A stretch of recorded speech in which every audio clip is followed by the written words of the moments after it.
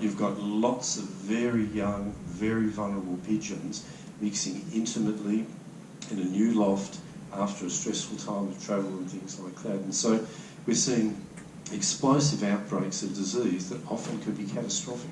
And so, I've personally spoken to one loft managers who've lost 30 and 40% of all the birds that come in, and think, well, okay, how are we going to do this? Because we're going to have to live with P&V. It's here. If we're just vaccinating them twice, 4 weeks apart after 6 weeks of age, but we're sending them to one-off races at 4 to 6 weeks, aren't we just creating a melting pot and they're all just going to die? So, so how do we get around that? So currently, what one-off race managers that I sort of deal with, it's just fairly standard advice up until now. So we vaccinate all birds on arrival against P&V, rodent and salmonella, divide them into different batches as they arrive, so they're going through, so if that one's got a disease, at least it's confined to that group, it's not spreading through all of them. It's a drag because they're going to go out and back as separates and things like that.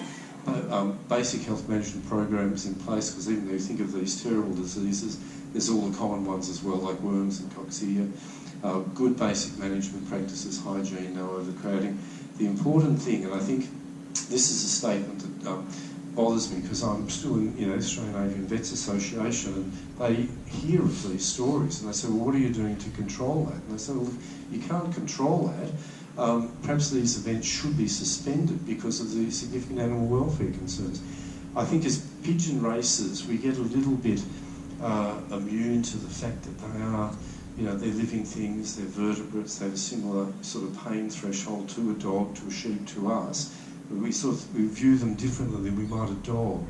And if we had, say, someone who had a dog kennel, and they had, say, 400 dogs in there, and 50 of them died, and they hadn't consulted a veterinarian or hadn't done any diagnostic work, they think, geez, that's cool, why didn't you do that? But sometimes that happens in pigeons. But from the authorities' point of view, like animal welfare officers from the RSPCA, it doesn't make any difference to them where they're coming out to a dog kennel or a pigeon loft. If there's vertebrate animals dying and they're not under veterinary care and there's not a veterinarian involved, that can be regarded as, a serious issue.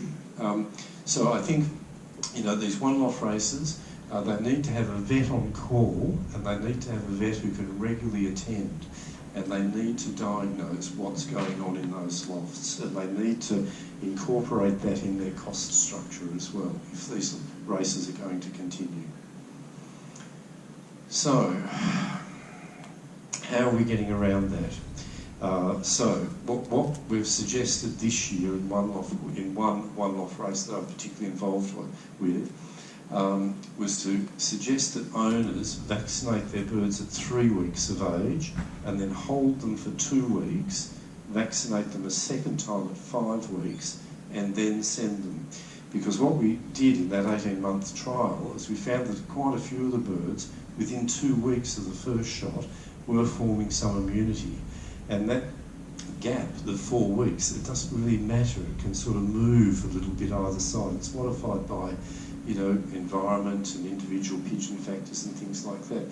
So it's not ideal, but it's a good attempt to try and have those young pigeons arriving at those one-off races with enough immunity to protect them from disease and stop them dying.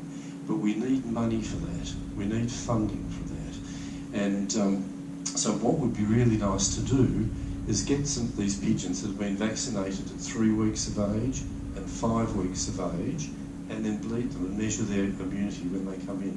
We do this test called a HIHA test. It costs about $13. It's done by a lab at Bendigo. And when we did that 18-month-old trial, bleeding 60 pigeons every month, and we did hundreds of them.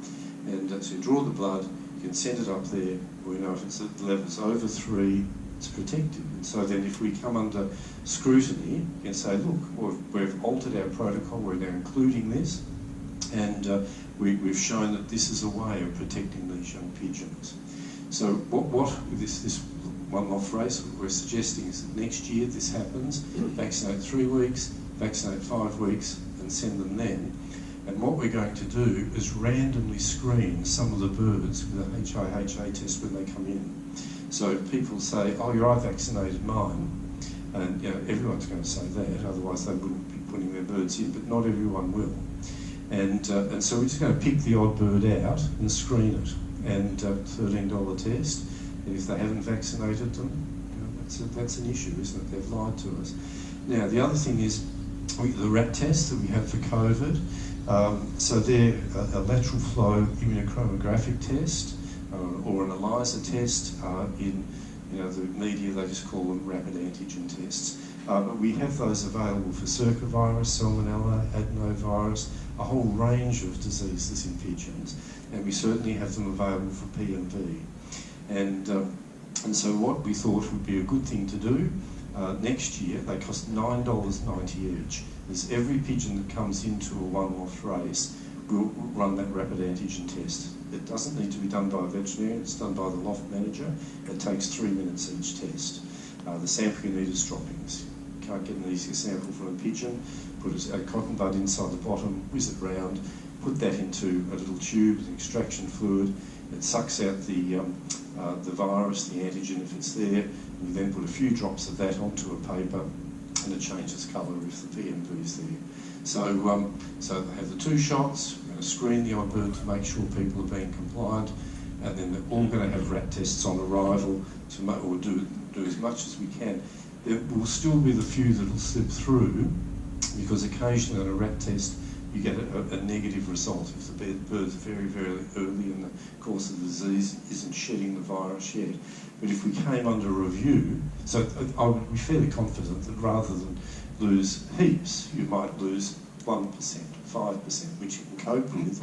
But the thing is, if you come under review, you say, look, the veterinarian suggested we're doing this is as much as we can possibly do to keep these pigeons healthy. We're incurring a little bit of extra cost. We're doing that. It's going to be fine. Okay.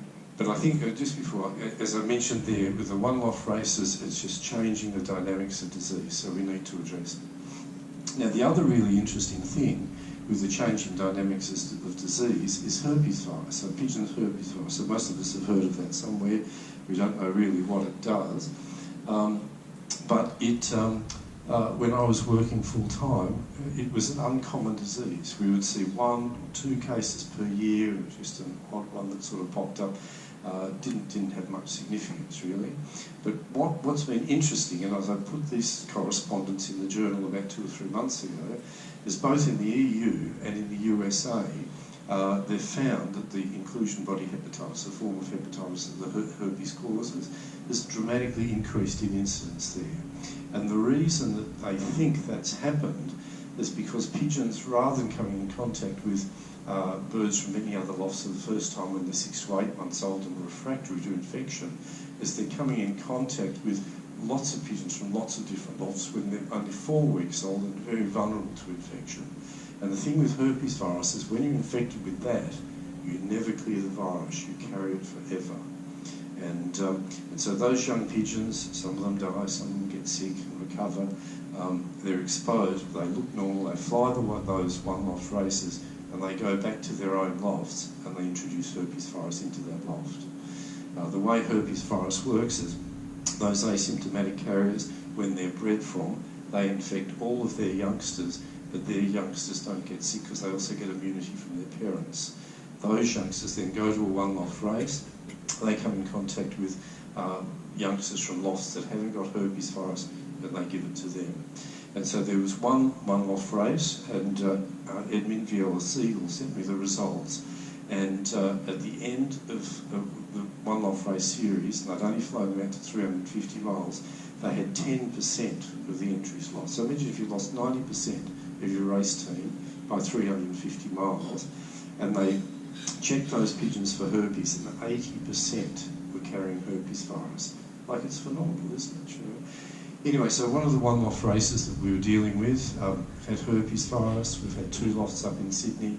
It looks like one of the people in the VRPP with me has got herpes. We had another one 2 weeks ago. So it's a disease that a couple of years ago, thought, oh, that doesn't have much significance, we don't see much of that. And then it was more common overseas, and now it seems to be becoming more common here. And so we thought, well, what are we going to do about that? You know, as a sport, are we going to sit back and just do nothing? or do we sort of proactively do something? And we thought, well, a good initial point might be to say, well, just how common is this? And so the way that we would decide to do that is just randomly screen young pigeons, and they can be from private lofts or pigeons that are arriving from private lofts to go into one loft raise, and just see if they have herpes virus with a PCR test. So it just picks up herpes virus DNA. And so I spoke to one of the guys I used to work with at the University of Melbourne, Amy, and they have a pan-herpes virus test that picks up pigeon herpes virus really nicely, but only in saliva. And they normally, and so in a young pigeon, where they've got the sort of watery eyes and dirty cere and a bit of a cough and slow crop, the typical thing with herpes, they are shedding it in their saliva, and so that test is a good way of picking it up. If they survive that phase and start to look clinically normal, it's no longer in their saliva, but they harbour it in their liver, like it causes an inclusion body hepatitis. And so it's then intermittently in their droppings. And so you then need to modify the PCR test from testing saliva to also be able to test droppings as well.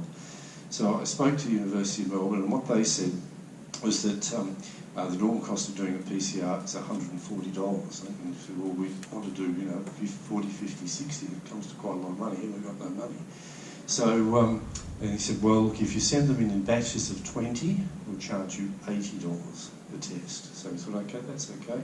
But what they would need to do is modify the test that they have already that just does saliva to also include droppings. So what we do is put it down the bird's throat and then put it in its cloaca and then sample that. But they're obviously hesitant to invest that sort of money without us sending samples. So the whole thing just stalled because we didn't have any money for it. So we were aiming to determine the prevalence of herpes. There are two chicken diseases, infectious pharyngotracheosis and Marek's disease, that in Australia that are both caused by a herpes virus, and there's vaccines that are commonly used to control those. And so after our experience with PMV, where the pigeon, PMV and chicken PMV so similar, we thought, oh, is that going to work? And so I spoke to a veterinarian, a vaccine expert really, Chris Morrow, and I said, what do you think the likelihood of those chicken vaccines working in pigeons is? And he said, look, the amount of gene sharing there is too low. He said, I don't think that's going to work. He said, you can try it, you can do some studies, but I don't think it's going to work. And so we thought, okay, well, that's pretty difficult, so what are we going to do? Overseas, they do have a herpes virus vaccine. It's made in Romania, and because it's made, Romania's in the EU, it can be sold all through the EU. And because it's available in the EU, under permit, it can be exported to America. And so what the Americans are now doing is vaccinating the stock pigeons a month before pairing, and it doesn't eradicate herpes virus from them, but the hope is that it gives sufficient immunity that they don't shed the virus to their own babies in the nest, and so those babies can be weaned at 4 weeks, still free of herpes virus, and sent to one-off races like that. So they're not going to have the disease. But we don't have access to that vaccine. But then there's a team working up at Deakin University that I've worked with before, headed by Michelle Crowley, and they're interested in developing a proof of concept that an mRNA vaccine will work in birds. And initially they suggested that we do that for a paramyxovirus. I said, look, we've got a very effective paramyxovirus. And she said, oh, I wasn't really aware of that. What pathogen would you suggest? And I said, well, why not pigeon herpes virus? Because that seems to be an emerging disease and we don't have a vaccine for that. And she said, okay, well, we'll look at that, but they're considering a number of pathogens. They already have complete funding for this proof of concept to see if that mRNA vaccine in birds works through a poultry hub grant. So what I'm hoping is that we can demonstrate to that group that herpes virus is sufficiently prevalent. That's in fact, I prefer it not to be prevalent, but if it is prevalent, I want to be able to show them that that's a pathogen worthy of using that grant money to develop that vaccine, because then we have the opportunity of then coming off that with an ARC linkage grant and developing a vaccine from there if we wanted to for herpes. So there's been quite a lot.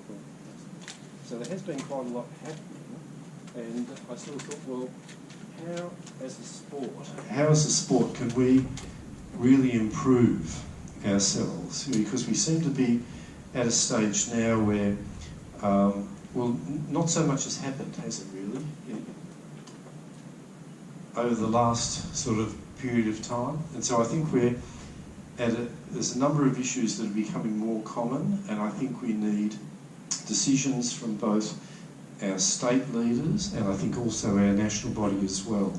And so I just thought of it, like I can think of lots of issues, but the ones that really came up topically about veterinary medicine and particularly about vaccines, one was the use of PUVAC, PUVAC.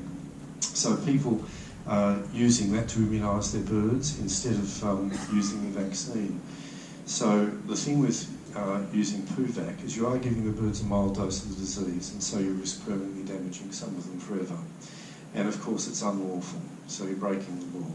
So I think, even though a lot of us do it, I think there should be a strong directive from whoever is the leading body in each state, and also from the national body informing fanciers that if they choose to go down the PUVAC road, that they do risk permanently damaging the birds, and they are doing something that's unlawful. It's unlawful in Australia. We risk prosecution if you deliberately expose disease, pathogenic organisms to an animal knowing they might get sick. The other thing that's come to my attention is, and like we know it's been happening for years and years and years, but very much more so, is fanciers operating on their own conscious birds. I don't know if any of you were following what's been happening in Western Australia, but there was a guy, I wrote up about it about 2 months ago in the Journal. He had a bird come home from a race, badly injured. He said, oh, gosh, that's pretty bad. Took it along to the local vet. The local vet quoted him a certain amount of money to repair it, and he said, if it's too much, I'm not spending that on the bird, I'll take it home, I'll fix it myself. And the vet said, no, you can't do that. You're not allowed to operate on a conscious vertebrate animal in Australia. And the pigeon guy said, don't worry about it, I'm off, see you later. Anyway, the next day or two later, some RSPCA officers appeared on his doorstep and they demanded that pigeon and they confiscated it. And you think, Jesus, that's an overkill. We ended up taking him to court. He was in court only about 4